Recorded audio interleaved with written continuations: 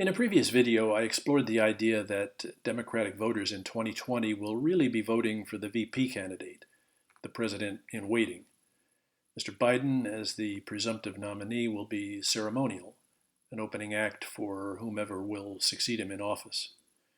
It seems cold-hearted, I know, to comment from an actuarial point of view on a 77-year-old man working his butt off on the campaign trail, but Mr. Biden is no robust 70-something, as Ronald Reagan was or Mr. Trump is.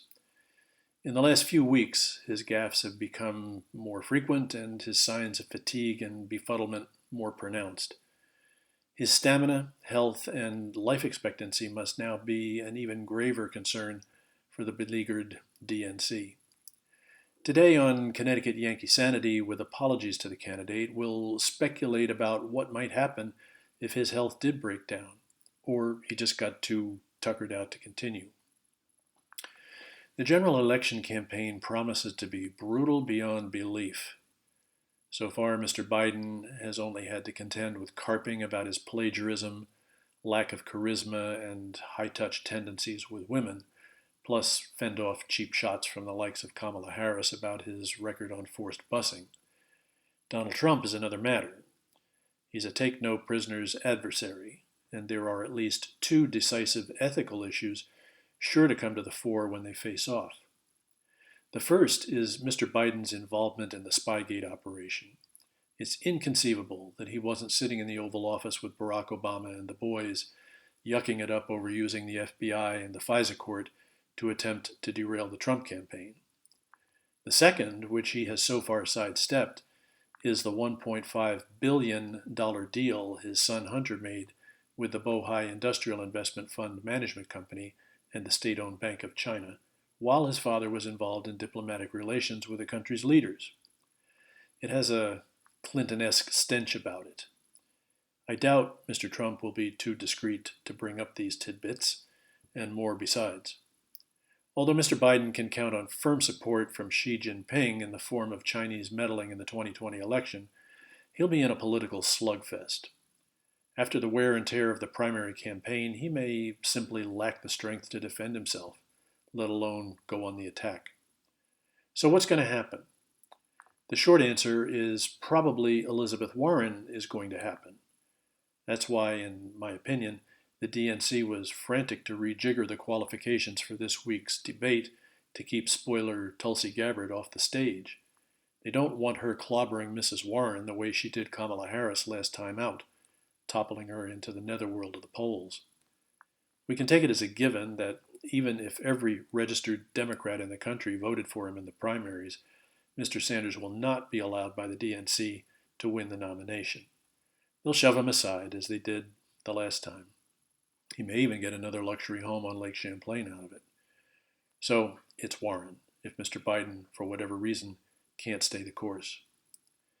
She doesn't stand any better chance against Donald Trump than Mr. Biden, but as a matter of scholarly inquiry, let's take a look at just a few of the items on her What Will Elizabeth Do list to understand why.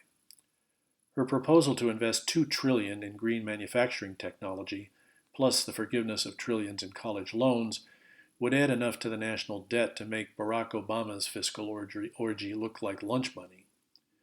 Now she's added a proposal to bail out Puerto Rico, since their incompetent left-leaning leaders, poor souls, can't file bankruptcy and fob off the cost of decades of misgovernment on the creditors. Some staffer must have tapped Mrs. Warren on the shoulder, though, and handed her a calculator, because she's also advocating a confiscatory tax on those nasty rich people. You know, the ones who take all the risks, do all the investing, and create all the jobs. That'll raise, she says, $3 trillion to cover at least some of the cost of her grand plan. If I were you, dear viewer, I'd discount that last bit heavily. It's the middle class that'll pick up the tab, what's left of it after she and her leftist stormtroopers are done working their special magic. At least Bernie Sanders is honest about the taxing part. The rest of her to-do list mirrors the wise sayings of Alexandria Ocasio-Cortez, as is the fashion in the new Democratic Party. It consists of climate change, the usual pandering to the usual victim groups, especially American Indians, with whom Mrs. Warren feels a special kinship, women of color, by which she means whites need not apply, and so on and so forth. Oh, I almost forgot. She plans to double the size of the Foreign Service Corps, but no handing out jobs willy-nilly to whomever can pass the Foreign Service exam, which weeds out 95 to 97% of the applicants. I know, I once had a crack at it. Mrs. Warren will emphasize Foreign Service diversity, which, as the Dems tirelessly remind us, is our great strength, and especially their great strength. Her platform, simply put, aims at placating the ever longer list of ever more miserable victims that our despotic democracy has rejoiced in beating down. Lady has a lot on her plate, and we haven't even considered who among the pack of Democratic hopefuls she'd pick as VP, although it won't be the articulate, level-headed Tulsi Gabbard. Mrs. Warren is living proof that the left hasn't learned a damn thing since Donald Trump whooped them in 2016. Whatever happened to the traditional Democratic Party of the working and middle classes to which I once belonged? I'll tell you, it exists only outside the Democratic ruling class. What fires up the fat cat leadership today is poverty, racism, victimization, diversity uber alles, and power, ever more power. Mainstream Democrats can fend for themselves, but keep those estimated tax payments and campaign donations coming.